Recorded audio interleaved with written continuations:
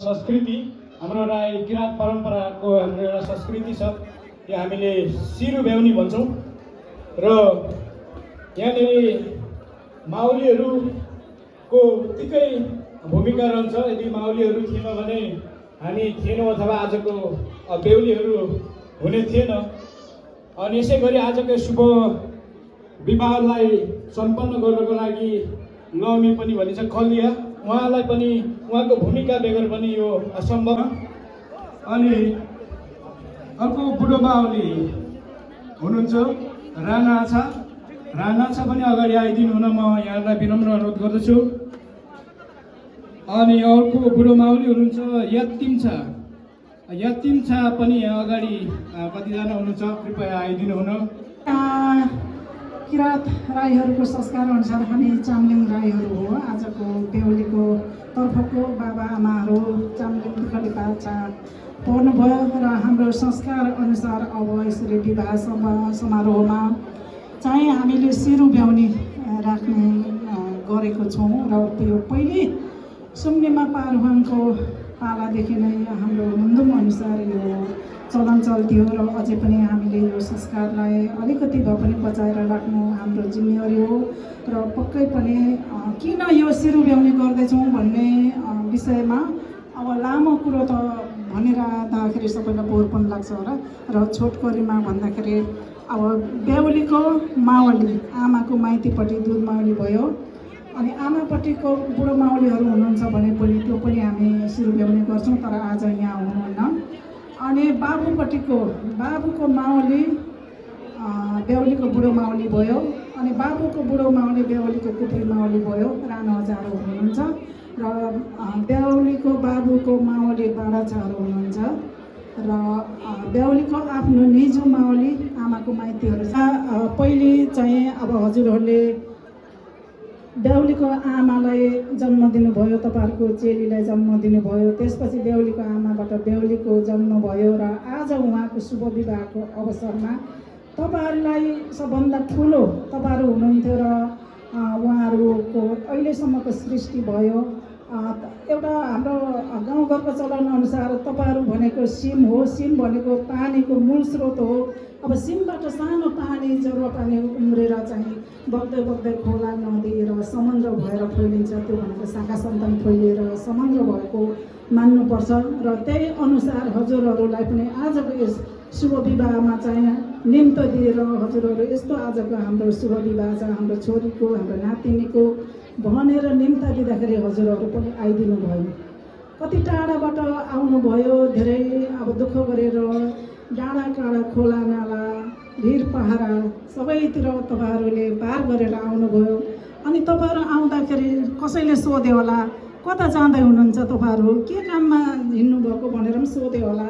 तर तपाईँहरूले कति अब एकदम उत्सुकता भएर हामीले हाम्रो छोरी चेली भान्जी अथवा नातिनीको यस्तो शुभ विवाह छ र हामीलाई यसरी निम्तो आएको छ र हामीले जहाँ उहाँको निम्तो मान्नको लागि जाँदैछौँ है भनेर नै आउनुभएको होला भनेर चाहिँ तपाईँहरूले पनि उहाँहरूलाई सबैलाई देखाउनु पनि पर्छ, सुनाउनु पनि पर्छ र यो शुभ कार्यको अवसर हो।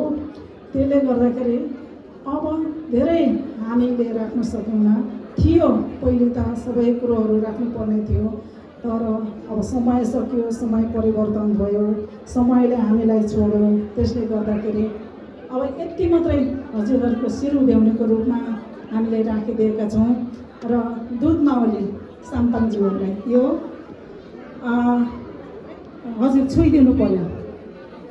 अनि हजुरहरू बेहुलाको माउली बाडाचा हजुरहरूको सामै भन्नुहुन्छ कि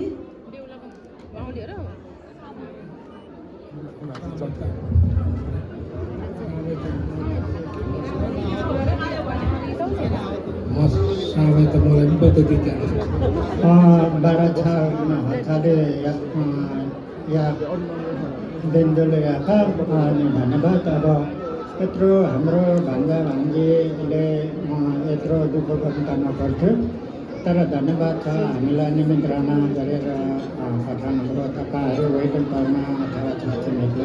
हामी पनि बुढी मालिकको हैसियतमा सबै हामी बुढीमाली पनि बच्चा छिमेकले अब सरसल्लाह गरेर तपाईँहरूको छोरीचेली हाम्रो भान्जा भान्जीको निमन्त्रणालाई स्वीकार गर्नु ल जाउँ है त भनेर हामी पनि बुढीमालीको हैसियतले आयौँ। तर यत्रो गर्नु नपर्छ हाम्रो भान्जा भान्जी छोरी चेलीले, तर गरिहाल्नुभयो। यसलाई पनि हामी धन्यवाद स्वीकार गर्छौँ।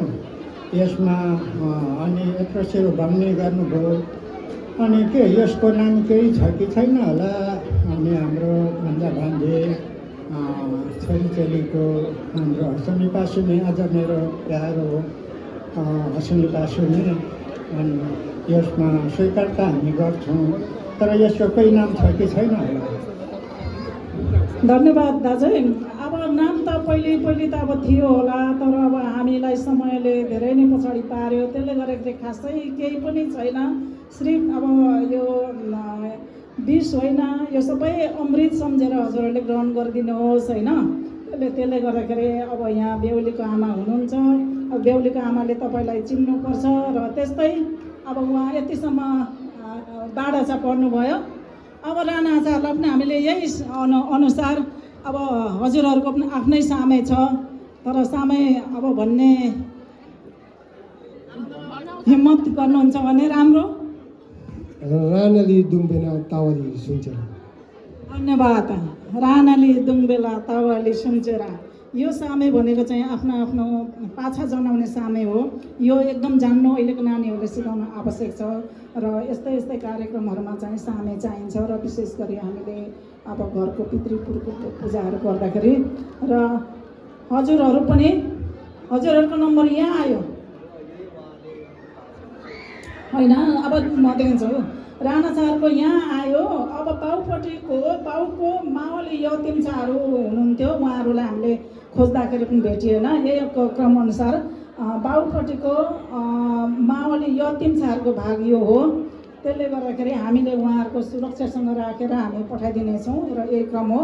अब यो चाहिँ कलियाको यसैमा होइन, कलियाको हुनुहुन्छ यता अगाडि देखा परौँ न त नि ल कपी ल असो यिनै नै चामलिङ भाषा र पनि ल कपी हो। अन्न साह्रै देखा तामाङ उनको आले रुङ्गी साका काममा रुङमान देम्न केचु के फेरि त हेडौँ होला, देम्न दाहोसी होला, देम्न तालामजी होला, उको बेमासँग खेल्म सायरेमाको लु यो कपाखाने ठला ल। हजुर, आजको कलिया यहाँ हुनुहुन्छ। यो चाहिँ हाम्रो विवाह प्रथामा एउटा कलिया चाहिन्छ नै। हुन त उहाँले फकाएर चाहिँ लो है पहिलेको जस्तो जमाना आएर लौ तिमी के अरे हाम्रो बुहारी हुनुपर्छ, तिमी हाम्रो ज्वाइँ हुनुपर्छ भन्ने कुरो केही होइन। उहाँहरू अब बेहुली आफै मन परापर भएर अब विवाह गर्नुभएको, तर पनि एउटा रितले कलिया, तर कलियाले साह्रै राम्रो भयो, सहज पनि भयो, त्यत्तिकै माफतीमै रक्सी पाउनु भयो। हजुर, र अबदेखि हाम्रो संस्कार यस्तो हो र कलियाको पनि भयो। ल हजुरहरू, अब यो यसको भिरोभारो केही पनि मान्नु पर्दैन होइन, तपाईँहरूले केही पनि दिनु पर्दैन, सिर्फ आशीर्वाद दिनुहोस्। र परन्तु तपाईँहरूको छोरी चेली विशेष गरी दुध माउलीहरूलाई हाम्रो चामलिङको संस्कार अनुसार दुख बिमार भयो, हाम्रो एउटा खोला देऊ भन्ने पूजा गर्नुपर्छ। छोरी चेलीलाई यो चाहिँ माउलीहरूलाई कर लाग्छ, बुढो माउलीहरूलाई पर्दैन। र माउलीहरूले चाहिँ पछि त्यो आइलाग्यो र पुज्नुपर्छ भने हजुरहरूलाई यो कर लाग्छ, किनभने हामीले दुधौली पनि पहिले छुट्याइसकेको छौँ रित, तपाईँहरूलाई यो बुझ्नुपर्छ। र दुध माउलीले चाहिँ पछि केही पनि दुख बिमार त्यस्तो परिगयो भनेको चाहिँ एउटा त्यो खोला देऊ भन्ने मात्रै देखियो भने चाहिँ अरू दुख बिमारको लागि त उपचार गर्नु पर्दैन है फेरि। त्यसले गर्दाखेरि ल हजुरहरूलाई यो दुध माउली, बाउपट्टिको बुढो माउली अनि राणा छा अनि बाउको बुढो माउली, ल हजुरहरू सबभन्दा शिर झुकाइ नमन चाहिँ राणा छाहरूलाई। राणा छाहरूको चेली हाम्रो बोजू हुनुहुन्थ्यो, उहाँ दाजुको बोजू, मेरो बोजू एउटै हो दोर्पामा। अनि बोजूको कोखबाट चाहिँ बेहुलाको आमाको जन्म भयो, मेरो खुसे छेमा कान्छी छेमा हो।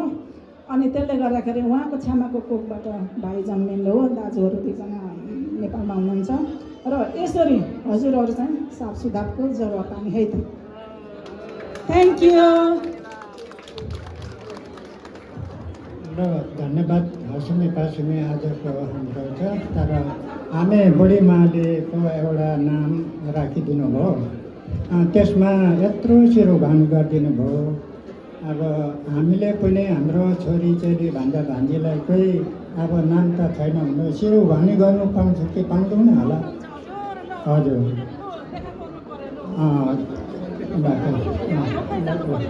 त्यसो भने अब हामी पनि हाम्रो भान्जा भान्जीलाई लकै हजुर अनि शिरभाउनु पाउँछौँ भने अब हामी किनभने हाम्रो यत्रो दुःख गरेर हाम्रो छोरीचेली भान्जा भान्जीले गर्नु भने हामी पनि त एउटा गुरुमालीको हैसियतले हामीलाई पनि हाम्रो भान्जा भान्जीको शिर नढलोस्, आजै बोर होस्, फुलोस् फलोस् भन्ने हामीले आशीर्वाद दिनु चाहन्छौँ। यसमा कोही हामीले लिँदाखेरि कोही अनि अपहेलन दिपहरू त हुँदैन होला।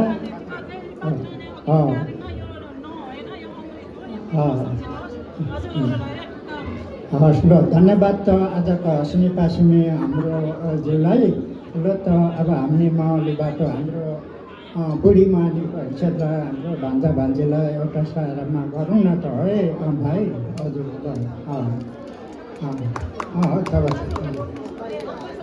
ल हाम्रो तपाईँहरूले यत्रो गरिदिनु भयो भान्जा भान्जी हो, यसमा ल हाम्रो पनि तपाईँहरूलाई चाहिँ गाउँ है।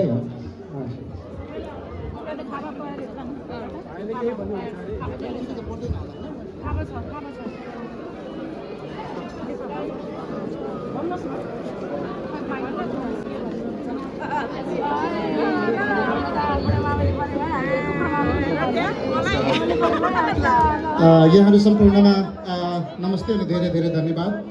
हामी राणा आशा परिवारलाई बुढो मावली सम्झेर यहाँहरूले पनि शिर राखिदिनु भएकोमा सम्पूर्ण राणा आशा परिवारको तर्फबाट अन्तर हृदयबाट धेरै धेरै धन्यवाद। मलाई अहिले धेरै संस्कार अनुसार बोल्न त आउँदैन, तर एउटा भावनामा मलाई चाहिँ के चाहिँ एकदमै छोयो भने एउटा रुखको हाँगामा गुड लगाएर बसेको एउटा जुन परिवार छ, ऊ उडेर धेरै टाढा टाढा जान्छ अरे आफ्नो भविष्य खोज्दै, आफ्नो जिन्दगी खोज्दै, फर्केर साँझमा चाहिँ त्यही गुणमा फर्केर आउँछ अरे। सायदै हामी बुढो मावलीहरूबाट पनि हाँगा हुँदै हुँदै जानुभएको आज फेरि हामीलाई सम्झेर यसरी आफ्नो गुण सम्झेर फर्के जस्तो भानुभएको छ। यसको लागि अन्तर हृदयबाट हामी सम्पूर्ण राणा आशा परिवारको तर्फबाट नमन, धेरै धेरै धन्यवाद। Thank you.